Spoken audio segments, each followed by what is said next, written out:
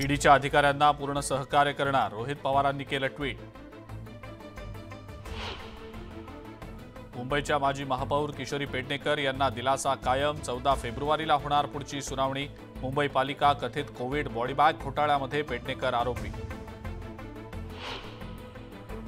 राष्ट्रवादी आमदार अपात्रता सुनावणीला सुरुवात, जितेंद्र आव्हाडांची साक्ष सुरू।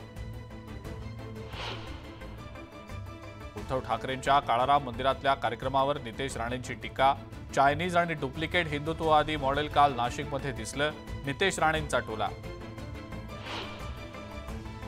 बाळासाहेब ठाकरेंच्या जयंतीच्या निमित्तानं मुंबईतील 36 विधानसभा क्षेत्रात शिवसेना कार्यक्रम राबवणार, विधानसभा क्षेत्रातील महत्त्वाच्या ठिकाणी प्रभू श्रीरामाची महाआरती करण्याच्याही सूचना।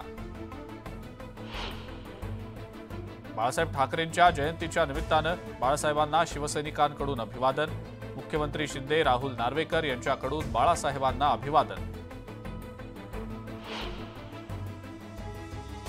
घाटी रुग्णालयामध्ये शासकीय परिचारिकांचं लक्षवेधी आंदोलन, आज पगार झाला नाही तर उद्यापासून काम बंद आंदोलनाचा इशारा।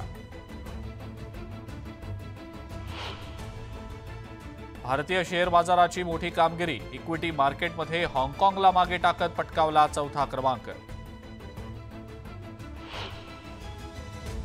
पुण्यामध्ये कोरेगाव पार्कमध्ये हॉटेलला आग, आगीमध्ये कुणीही जखमी नाही, आग नियंत्रणात आणण्यात यश।